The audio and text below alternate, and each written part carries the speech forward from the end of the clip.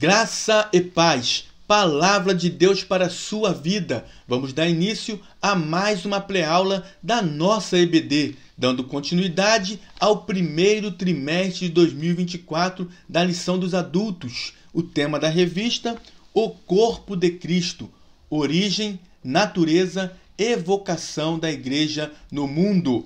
A lição que iremos estudar é a lição de número 3, que está datada para ser ministrada no dia 21 de janeiro de 2024.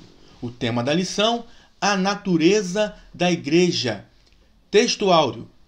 Porque assim como o corpo é um e tem muitos membros, e todos os membros, sendo muitos, são um só corpo, assim é Cristo também. Primeira carta de Paulo aos Coríntios, capítulo 12, versículo 12. Verdade prática. Conhecendo a igreja em sua natureza, nos conscientizamos da importância de fazer parte dela. É um privilégio fazer parte da igreja do Senhor. Leitura bíblica em classe. Primeira carta de Paulo aos Coríntios, capítulo 12, do versículo 12 ao versículo 27. Vamos à nossa introdução. O estudo sobre a natureza da igreja deve analisar aquilo que ela é em essência, na profundidade. O que define uma igreja genuinamente cristã? Evidentemente que há muitas características que mostram o que é uma verdadeira igreja. Nesta lição, veremos que uma igreja genuinamente cristã é confessional, ou seja, ela se fundamenta na palavra de Deus, tem uma dimensão local e universal, ou seja, existe tanto na forma visível como invisível, e, finalmente, a igreja genuinamente cristã é una, isto é, não é dividida, pois sem unidade não há igreja. Vamos aos tópicos com os seus subtópicos e vamos fazer uma síntese, um resumo bem claro e objetivo dos assuntos que serão tratados. Primeiro tópico, a natureza da igreja na sua dimensão confessional. Primeiro subtópico, fundamentada na palavra. Uma igreja verdadeiramente bíblica é firmada na palavra de Deus. Nesse aspecto, primeiramente, temos Cristo como a palavra encarnada, a palavra viva. Jesus é o verbo, é o logos de Deus. A Bíblia diz, no Evangelho segundo escreveu João, no capítulo 1, versículo 1, que no princípio era o verbo, e o verbo estava com Deus, e o verbo era Deus. Na NVI, Nova Versão Internacional, diz assim, traz assim esse versículo. No princípio era aquele que é a palavra. Ele estava com Deus e era Deus. Portanto, Jesus é a palavra encarnada, a palavra viva. No princípio era a palavra. Jesus é a palavra que se humanizou, isto é, Deus feito homem. Ainda no Evangelho segundo escreveu João, no capítulo 1, no versículo 14, diz: o verbo, a palavra, se fez carne e habitou entre nós. Portanto, a palavra se humanizou. A igreja bíblica possui Jesus Cristo como seu fundamento. Cristo é o fundamento da igreja. Vamos ver isso? Efésios capítulo 2, versículo 20. Efésios, carta de Paulo aos Efésios, capítulo 2, versículo 20. Diz assim: edificados sobre o fundamento dos apóstolos e dos profetas, de que Jesus Cristo é a principal pedra da esquina.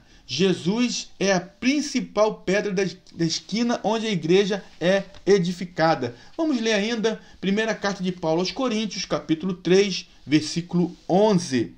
Porque ninguém pode pôr outro fundamento além do que já está posto, o qual é Jesus Cristo. Portanto, a igreja bíblica possui Jesus Cristo como o seu fundamento. Uma igreja verdadeiramente bíblica é centrada em Jesus.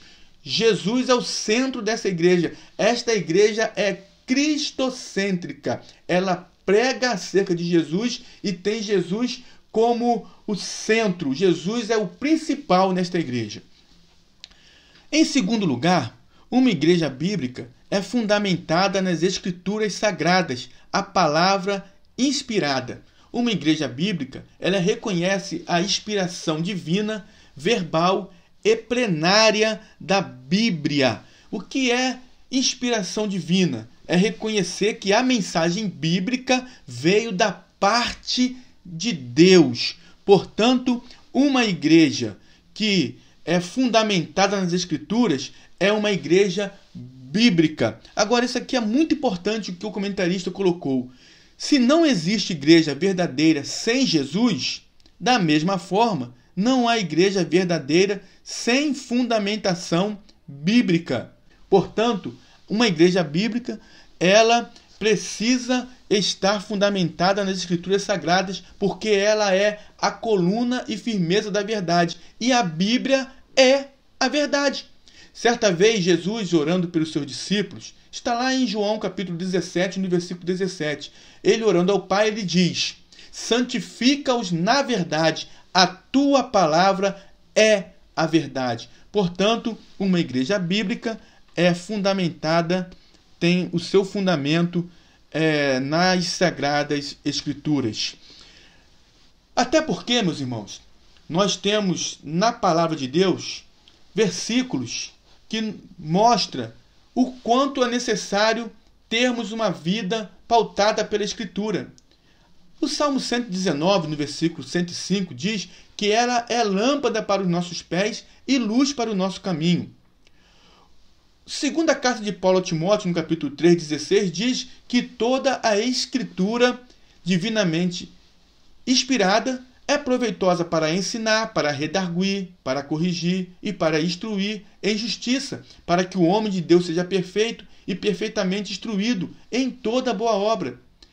A palavra de Deus é tão importante que ela discerne o pensamento e a intenção do coração, porque a palavra de Deus é viva e eficaz, e mais penetrante do que qualquer espada de 2 gumes, e penetra até a divisão da alma e do espírito, das juntas e medulas, e é apta para discernir pensamentos e intenções do coração. Portanto, a Bíblia deve ser o norte de uma igreja séria, de uma verdadeira igreja. Agora, isso é muito importante também que o comentarista ele inseriu nesta lição. A heterodoxia, o desvio doutrinário e a apostasia vem pelo distanciamento e abandono da palavra de Deus. O que é heterodoxia? É oposição aos padrões, normas ou dogmas. O desvio doutrinário e a apostasia. O que é apostasia? É o abandono premeditado da fé cristã. Não é somente se desviar. Além de se desviar, é também passar a ser inimigo da fé. Isso é um apóstata. E isso vem pelo distanciamento e abandono da palavra de Deus. Jesus disse em Mateus, no capítulo 22, no versículo 29, errais, não conhecendo as Escrituras e nem o poder de Deus. Oséias, capítulo 4, versículo 6, Deus diz assim: o meu povo foi destruído porque lhe faltou conhecimento. Portanto, precisamos também dar primazia à palavra de Deus na igreja. Segundo subtópico, habitada pelo Espírito. A igreja é habitada pelo Espírito, dirigida e capacitada por ele. O Espírito Santo é a força motriz, é a que movimenta a igreja. Na verdade, a obra do Espírito começa no seu trabalho de convencimento do pecador. É o Espírito quem convence o ser humano do pecado. Em João capítulo 16, no versículo 8 a 11, diz que o Espírito Santo lhe convence o homem do pecado, da justiça e do juízo. O Espírito Santo ele aplica a salvação, a palavra de salvação no coração do homem. O plano de salvação é muito bem executado. Deus planejou, Jesus executou e o Espírito Santo aplica a palavra no coração do homem, onde um homem se arrepende e, ao se arrepender, então, ao aceitar a Cristo, o Espírito Santo também faz com que este homem agora passe a ser uma nova criatura, e que é a regeneração. O Espírito Santo faz uma obra no interior do homem, e agora este homem, que era um homem que andava de forma contrária à vontade de Deus, ele passa agora a ser um novo homem, um homem que tem um caráter diferenciado, que tem uma vida diferenciada. Ele passa a ser uma nova criatura, cumprindo-se o que diz ali em 2 Coríntios capítulo 5, 17. Se alguém está em Cristo, nova criatura é. As coisas velhas passaram, tudo se fez novo. Portanto, o Espírito Santo, ele habita na igreja. A igreja é habitada pelo Espírito Santo. É o Espírito Santo quem produz a obra da regeneração. Quando o evangelista Lucas diz que o Senhor abriu o coração de Lídia, e isso está em Atos dos Apóstolos, capítulo 16, versículo 14, quando Paulo e Silas saíram para ir procurando lugar para orar e foram à beira de um rio, e ali estavam algumas mulheres e eles falando, certamente falando de Jesus, a Bíblia diz que abriu-se o coração de Lídia. Então nós podemos entender aí que esse abrir o coração é a obra poderosa do Espírito Santo trazendo o convencimento para a salvação. Vamos ao terceiro subtópico. Quem faz parte da igreja anda no Espírito. Quando alguém responde à mensagem da cruz, o Espírito de Deus produz nele a certeza da salvação. É certeza. Quem recebe Jesus tem certeza da salvação. Vamos ver isso? Carta de Paulo aos Romanos, capítulo 8, versículo 16.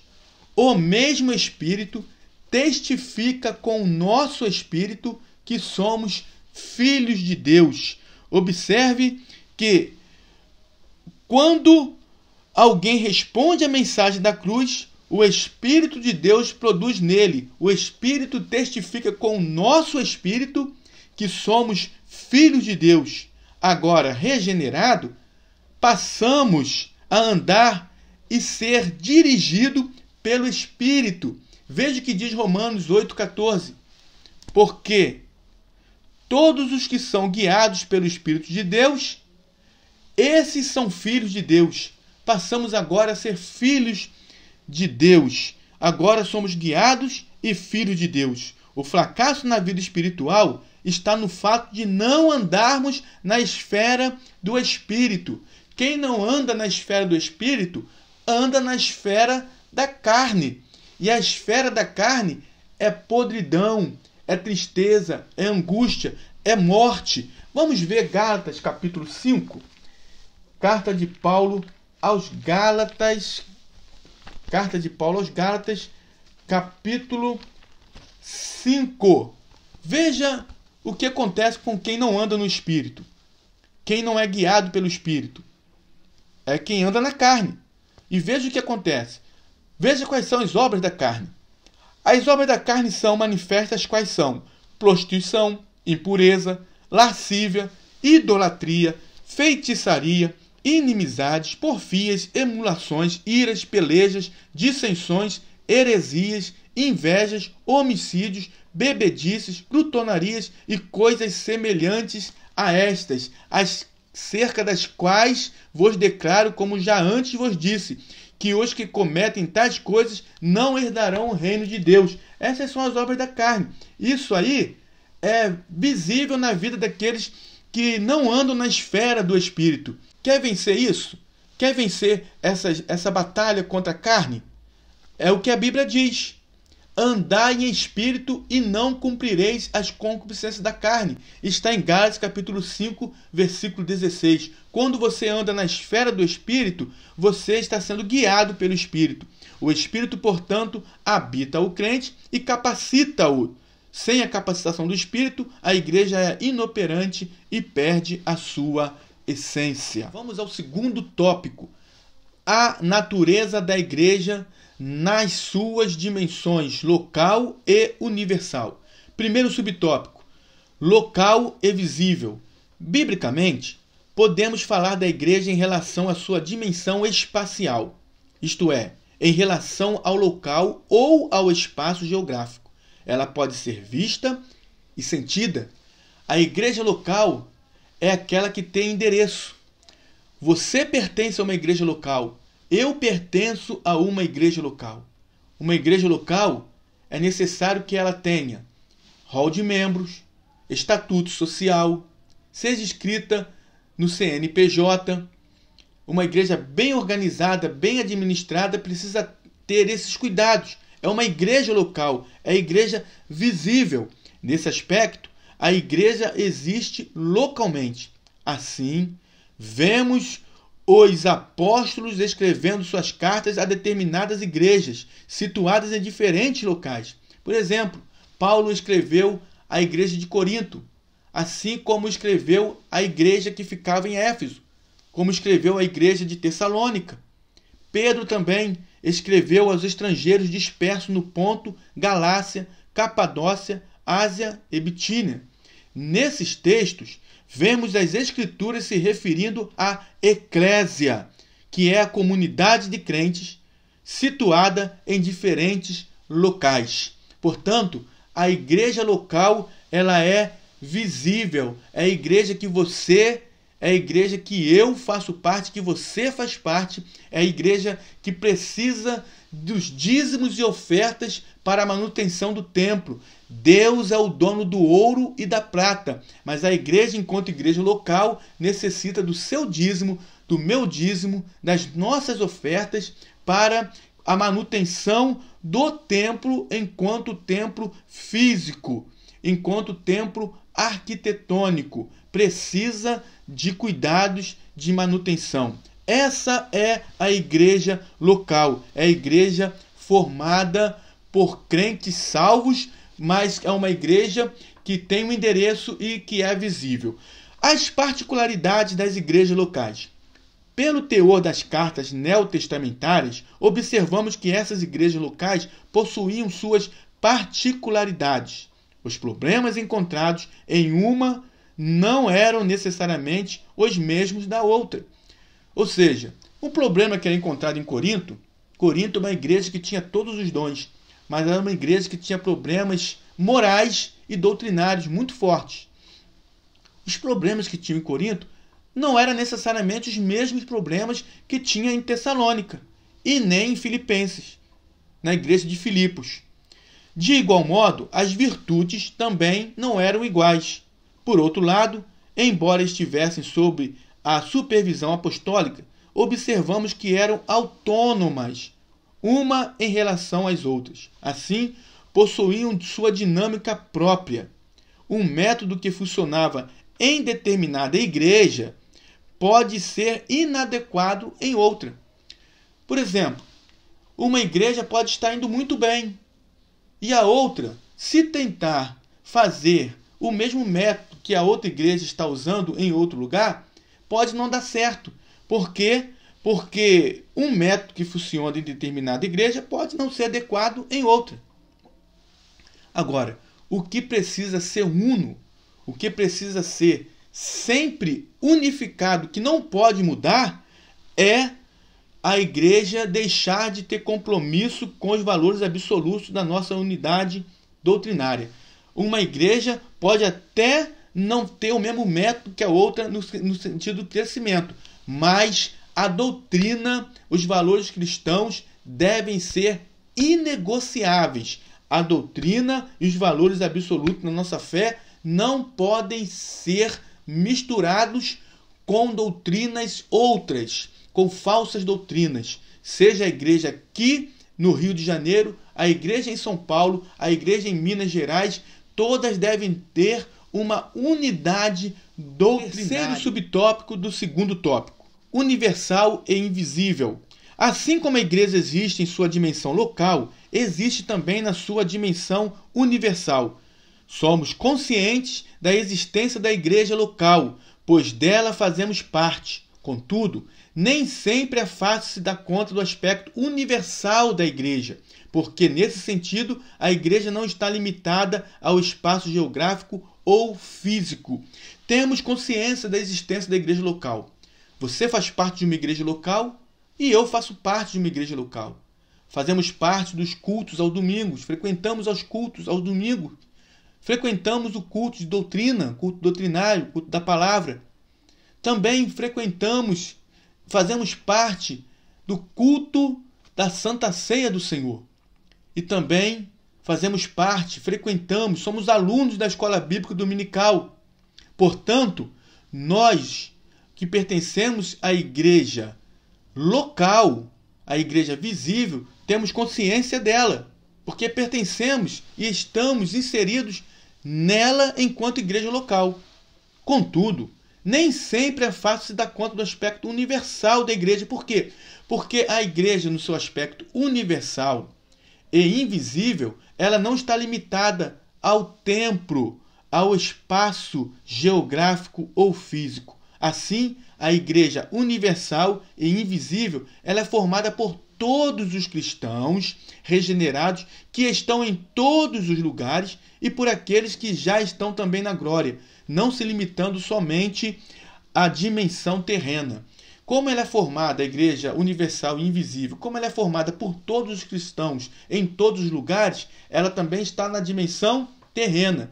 Porém, ela também faz parte da igreja universal e invisível, os nossos irmãos que morreram em Cristo. Portanto, ela também está na dimensão eterna. Portanto, ela não se limita só à dimensão terrena, mas também ela está na dimensão da eternidade. Aqui é importante se diferenciar igreja de denominação. Numa cidade, por exemplo, pode haver várias denominações, contudo, somente há uma igreja. Pode haver numa cidade muitas denominações. Poderíamos citar algumas denominações. Mas, ainda que haja muitas denominações em uma cidade, todas essas denominações genuinamente cristãs formam uma só igreja, que é a igreja do Senhor Jesus Cristo. A igreja é divina. As denominações são humanas.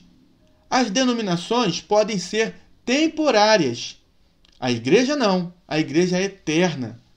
As denominações podem desaparecer, mas a igreja é indestrutível, conforme vemos em Mateus, no capítulo 16, versículo 18, onde Jesus diz: edificarei a minha igreja e as portas do inferno não prevalecerão contra ela.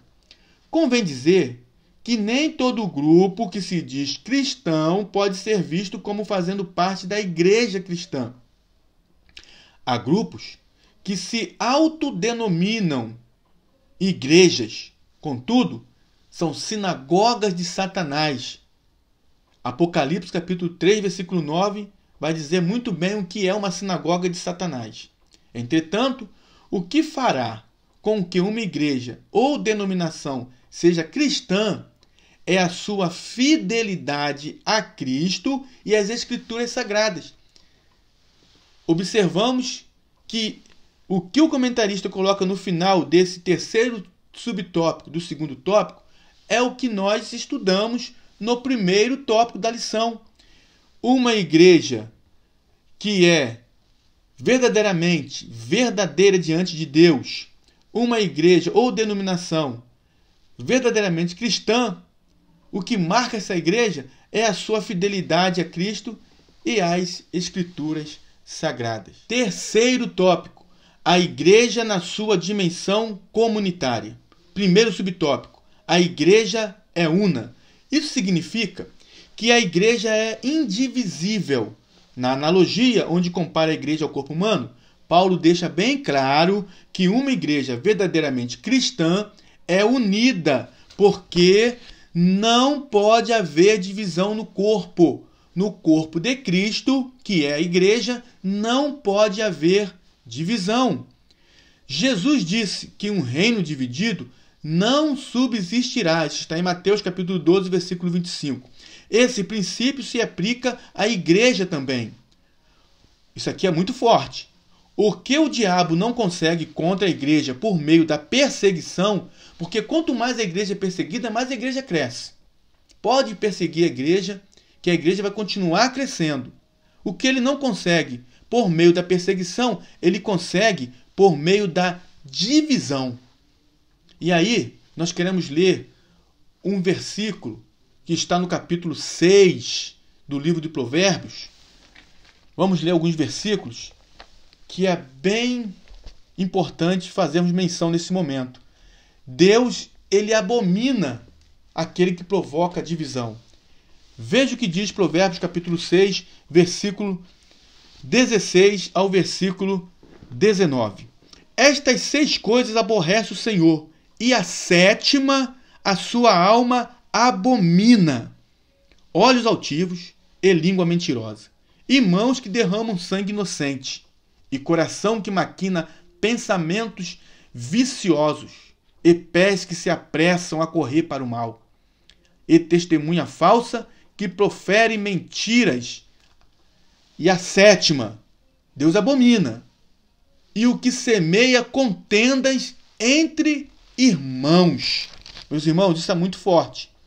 Devemos evitar a todo custo o partidarismo, as preferências e os exclusivismos, se quisermos preservar a unidade da igreja. Precisamos combater o partidarismo.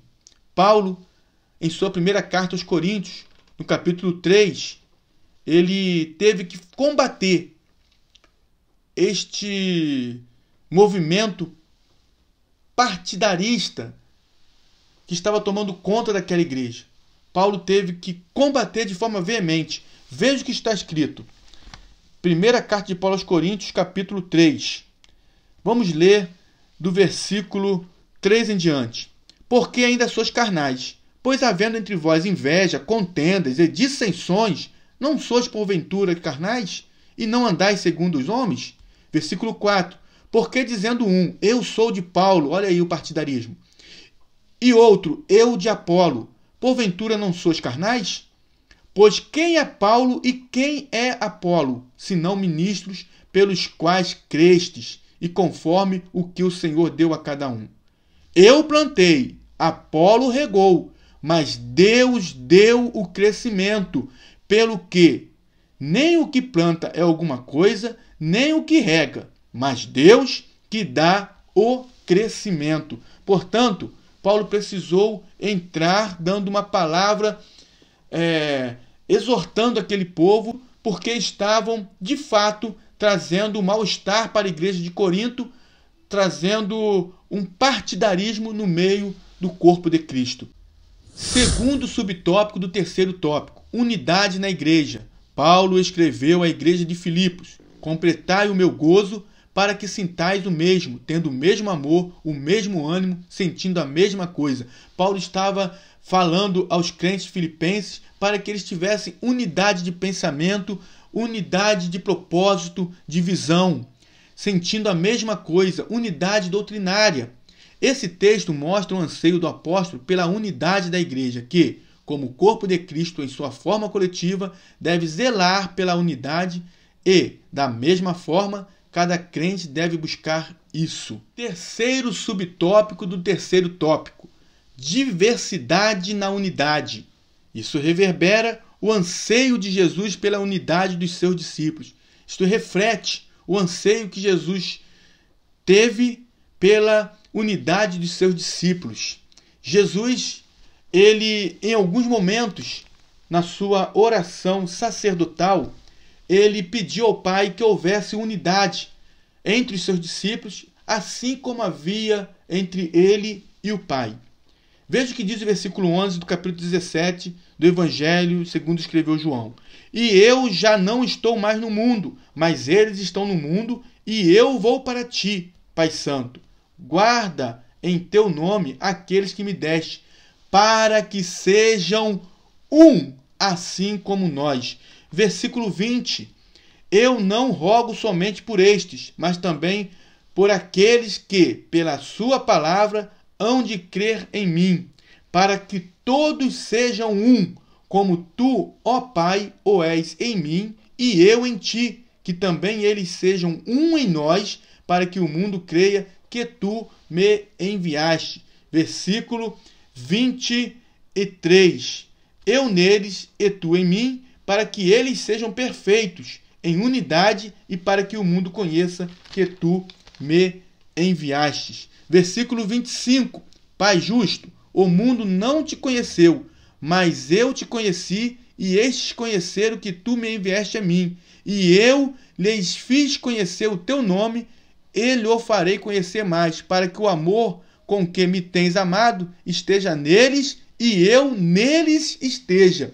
Tudo Jesus falando acerca de unidade, de sermos um, somente um. E aqui, unidade e diversidade, é algo muito interessante, porque quando definimos, uma das definições de Trindade é que Deus é um que subsiste em três pessoas distintas, o Pai, o Filho e o Espírito Santo. Todos os três são... Deus é um, mas todos os três têm a mesma essência. O Pai é Deus, o Filho é Deus, o Espírito Santo é Deus. O Pai é onipotente, é onisciente, é onipresente, o Filho é onipotente, onisciente, onipresente, e o Espírito Santo também é onisciente, é onipresente e onipotente. A Trindade, o Pai e o Filho, são pessoas diferentes com uma mesma essência, possuindo a mesma substância e um só propósito. Os três têm um só propósito, a mesma substância, porém são pessoas distintas. Da mesma forma, os cristãos devem buscar esse tipo de unidade. Nesse aspecto, unidade não é uniformidade. Agora vamos entender. Somos diferentes. Temos temperamentos distintos. Uns são fleumáticos, outros são sanguíneos, outros são coléricos, outros são melancólicos. Temos temperamentos distintos e maneiras diferentes para fazer as coisas. Cada um faz as coisas do seu jeito, cada um tem a sua personalidade, seu temperamento. Mas mesmo assim, somos um em Cristo. Somos um em Cristo Jesus, para perseverar no mesmo alvo.